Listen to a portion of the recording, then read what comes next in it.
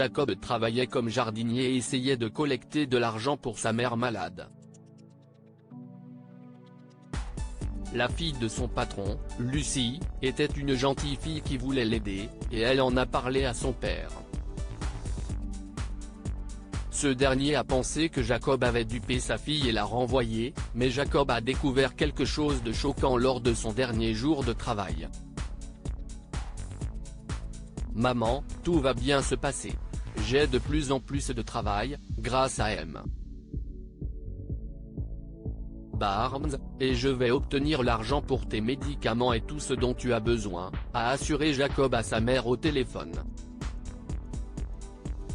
Elle l'avait appelé, interrompant son travail chez M. Barnes, mais il répondait toujours en cas d'urgence. Alors qu'il remettait son téléphone dans sa poche après avoir dit au revoir à sa mère, il a découvert que la fille de M. Barnes, Lucie, se tenait juste à côté de lui.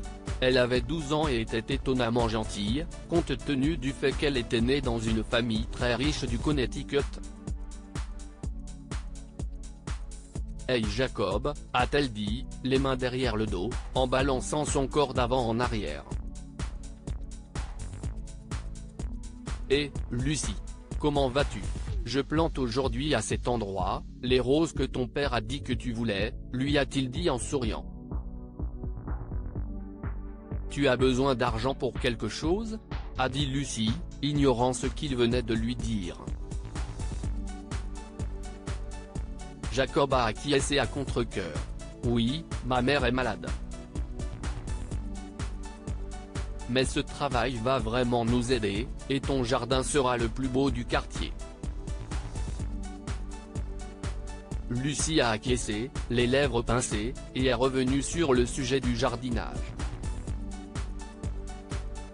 Le lendemain, Jacob est arrivé au travail et a été accueilli par un M.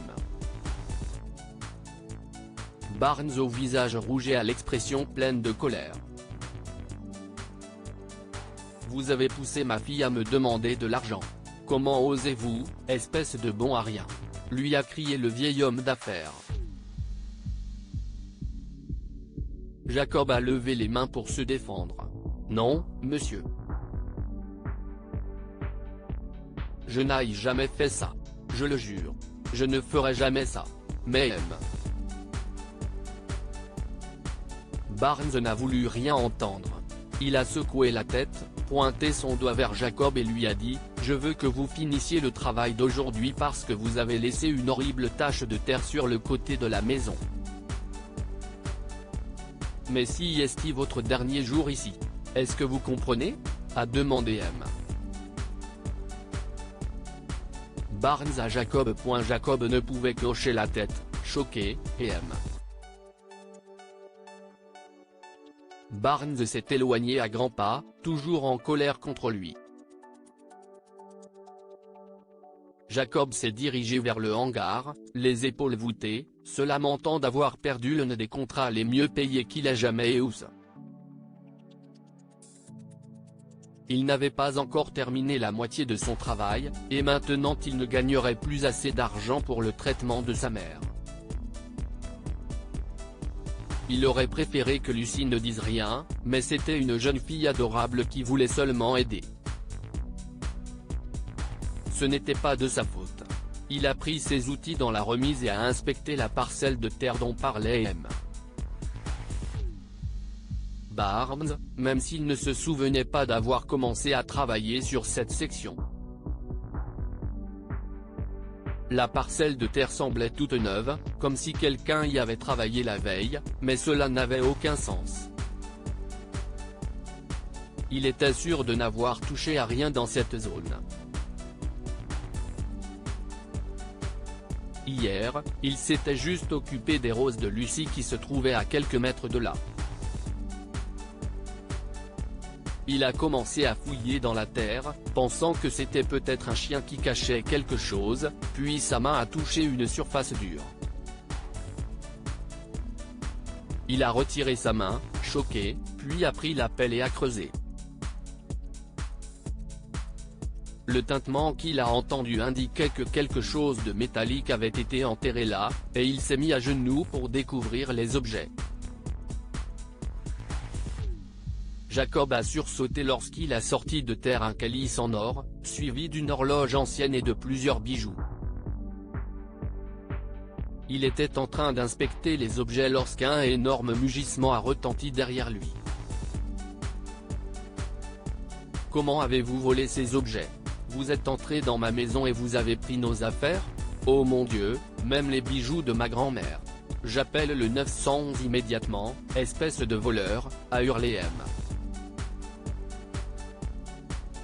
Barnes s'est retourné, sans doute pour prendre le téléphone, mais Lucy est sortie précipitamment. « Non. Papa. Non. C'est moi qui les ai enterrés là », a-t-elle révélé, choquant les deux adultes. « N'essaie pas de le défendre, Lucy. C'est un voleur », a grondé son père, toujours en colère mais baissant le ton pour la petite fille. « Je ne défends personne.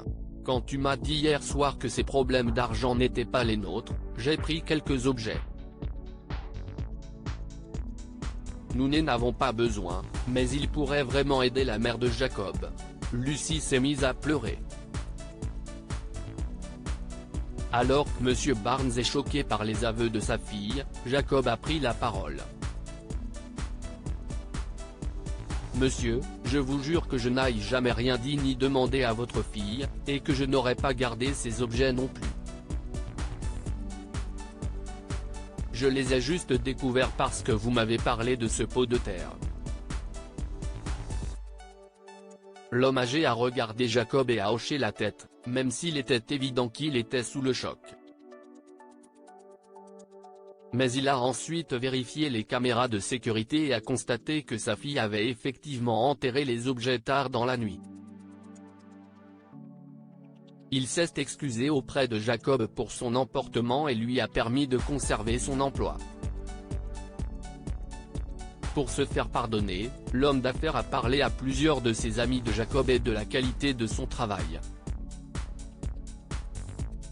Cela a permis à Jacob d'avoir plus d'opportunités d'emploi dans leur quartier aisé, ce qui lui a finalement permis de payer les traitements dont sa mère avait besoin. Que pouvons-nous apprendre de cette histoire ? Ne jamais juger une personne en fonction de son statut social ou de sa profession.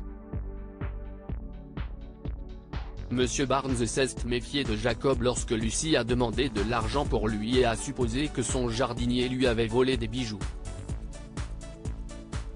Mais il s'est trompé et s'est excusé à la fin. Les enfants ont une vision du monde plus simple et plus douce que la plupart des adultes.